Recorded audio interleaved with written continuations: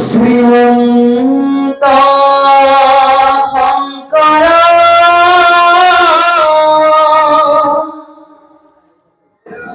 হরি ভক্তর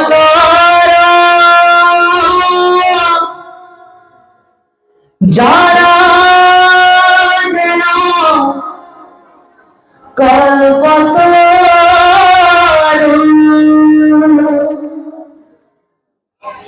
তাহং তাবিনাই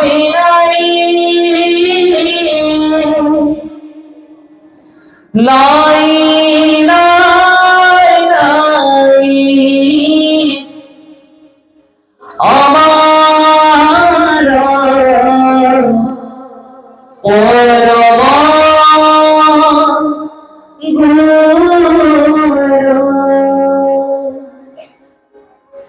রাম আমার পরম গুরু। আমি সবে এটা কাহিনী ক'বলৈ বিচাৰিছো। কাহিনীটি আপোনাৰ নিশ্চয় ভাল লাগিব চাগৈ। কাহিনীটিৰ হেডলাইনটো হৈছে, আমি আগতে কৈ গৈছিলোঁ, কাহিনীটোৰ হেডলাইনটো হৈছে ভকতে ভকতক দেখিলে কি লাভ হয়। এতিয়া আপুনি এজন ভকত, আপুনি ভকত হয়, সেই ভকতজনক দৰ্শন পাইছে, আপোনাৰ কি লাভ কওকচোন? আপোনাৰতো কিবা এটা লাভ হ'ব লাগিব, নহ'লে আপুনি এনেই ভকত হয়।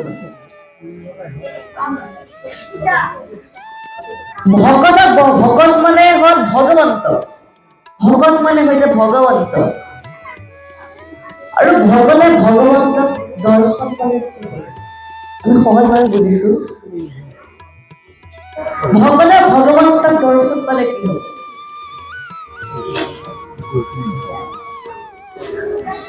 এটা কাহিনী আছে, আমি কাহিনী স্বৰূপে আমি সেই প্ৰশ্ন উত্তৰটো ক'বলৈ বিচাৰিছো।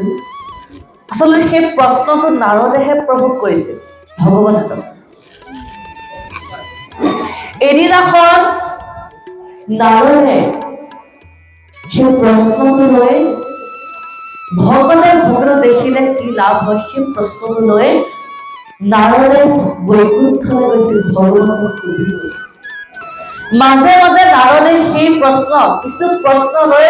কিছু প্ৰশ্ন জানিবলৈ নাৰদে ভগৱন্তৰ ওচৰলৈ গৈ থাকে। আৰু সেইদিনা নাৰদে সেই কথা সুধিবলৈ, সেই প্ৰশ্ন সুধিবলৈ ভগৱন্তৰ ওচৰলৈ গৈছে নাৰদে। তেতিয়া নাৰদে ক'লে যে, প্ৰভু, আমাৰ সবৰ এষাৰ প্ৰশ্ন আছে। প্ৰভুৱে ক'লে, কি প্ৰশ্ন বাৰু? যে ভকতে ভকতক দেখিলে কি লাভ হয়? ভকতে ভকতক দেখিলে কি লাভ হয়? তেতিয়া ভগৱন্তে ক'লে, এই প্ৰশ্নৰ উত্তৰ মই নিদিওঁ।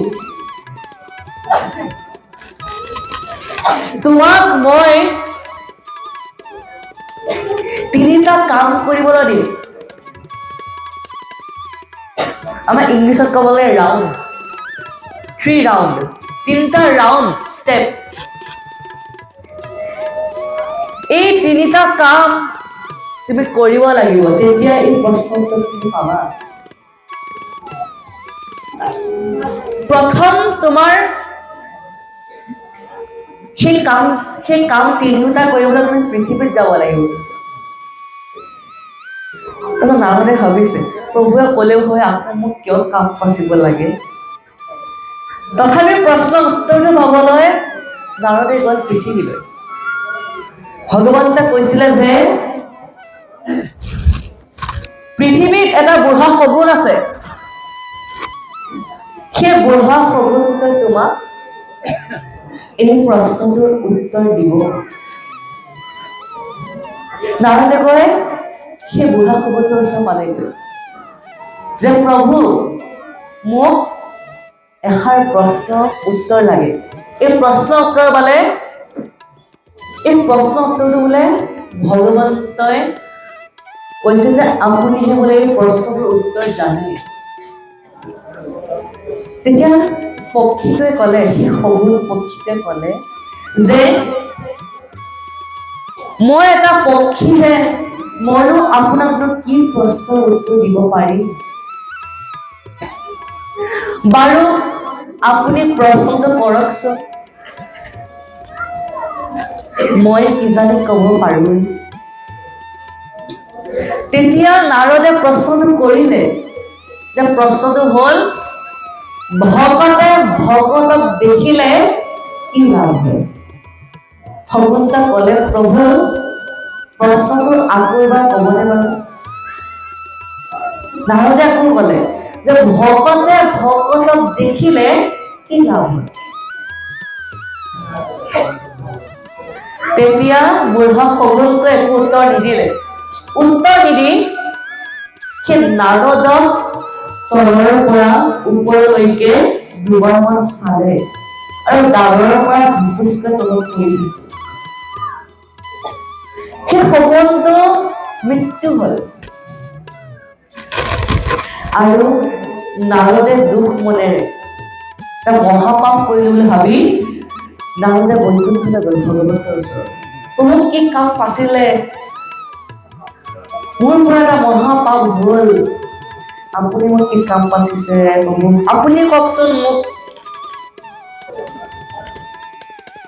তেতিয়া ভগৱন্তই ক'লে, মই তোমাক 3টা কাম দিছো। এতিয়া প্ৰথমটো হৈছেহে আৰু দ্বিতীয়টা আছেই।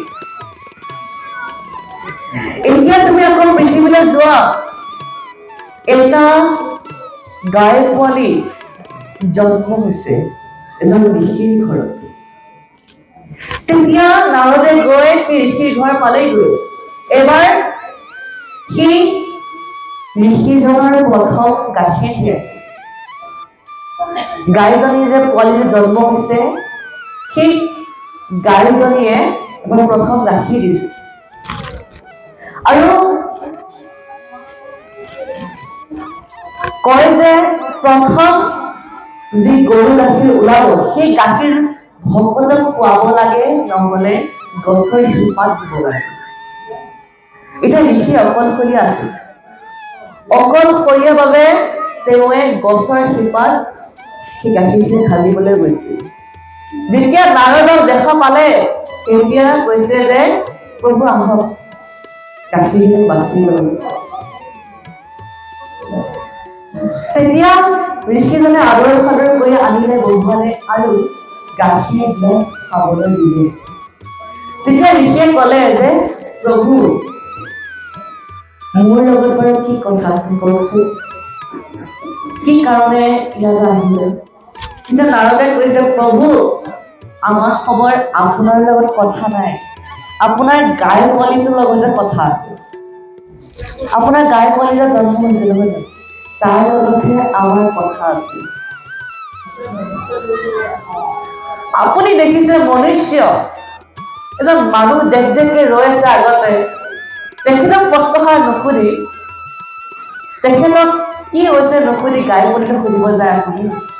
বাৰু হ'ব যাওক, তাতে বান্ধি থোৱা আছে, আপুনি কি সুধিব লাগে সুধি লওক।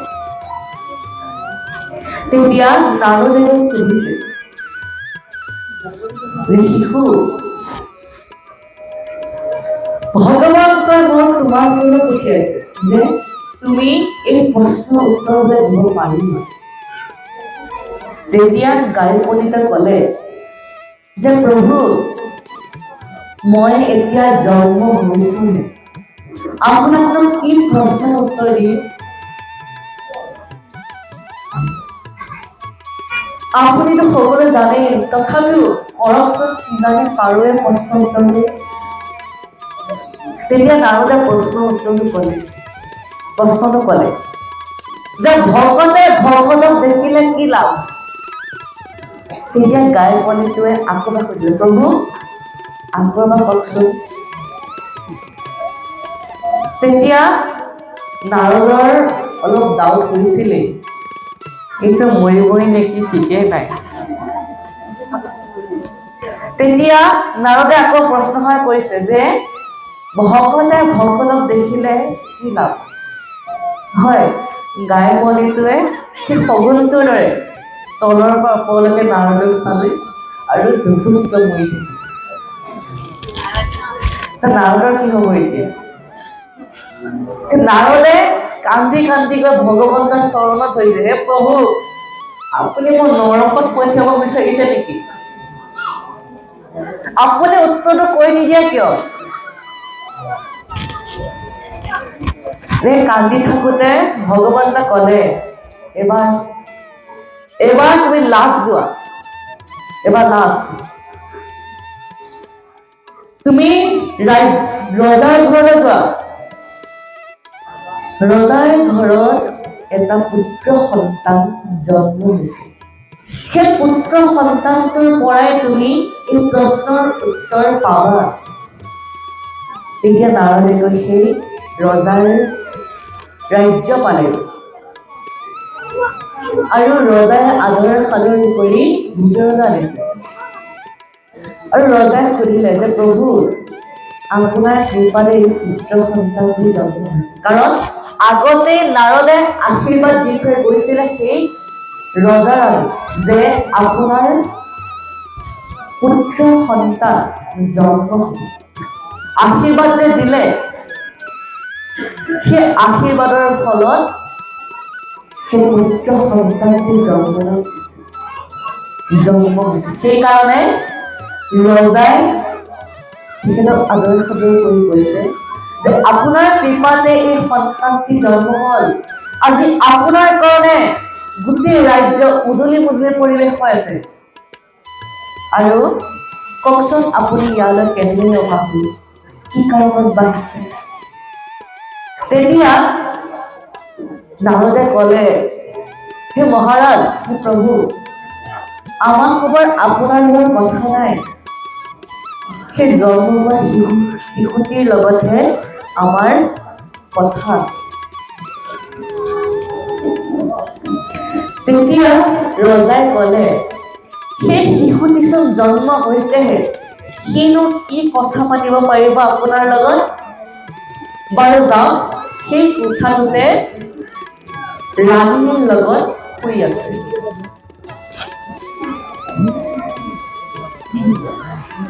নাৰদে কিন্তু ৰজাৰ পৰা তিনিটা চৰ্ত ৰাখিলে যে তিনিটা চৰ্ত কি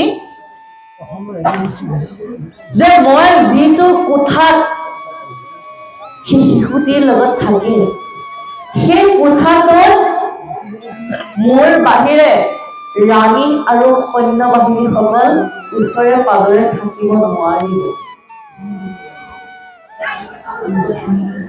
দ্বিতীয় চৰ্তটো হ'ল যে কোঠাটোৰ আগফালৰ দৰ্জাখন মৰা থাকিব লাগিব তৃতীয়টো আৰু পিছফালৰ দৰ্জাখন বন্ধ থাকিব লাগিব খোলা থাকিব লাগিব তেতিয়াহে নাৰদে পলাব পাৰিব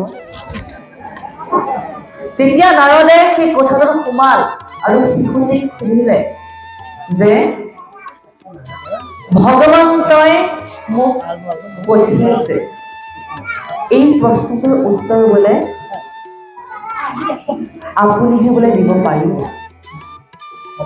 তেতিয়া শিশুটিয়ে ক'লে প্ৰভু মই জন্ম হৈছো কিন্তু আপোনাৰ উত্তৰ দিম বাৰু আপুনি প্ৰশ্ন সুধি চাওকচোন বাৰু কি জানি পাৰো তেতিয়া নাৰদে প্ৰশ্নহাৰ কৰিলে যে ভকতে ভকতক দেখিলে কি লাভ শিশুটিয়ে ক'লে প্ৰভু আধা বুজি পালো আধা বুজি নপলা নাৰদৰ ডাউটনেছ আহিছে আৰু যাবই নেকি বলে শেষে আমি নেৰিব আৰু নাই তথাপিও নাৰদে ঘৰতে দুখোজমান পিছুৱাই আহি সেই পিছফালে দৰ্জাখন ওচৰ পাইছিল দৰ্জাখনৰ ওচৰত আকৌ এবাৰ প্ৰশ্ন সুধিছে যে ভকতে ভকতক দেখিলে কি লাভ তেতিয়া শিশুটি ক'লে যে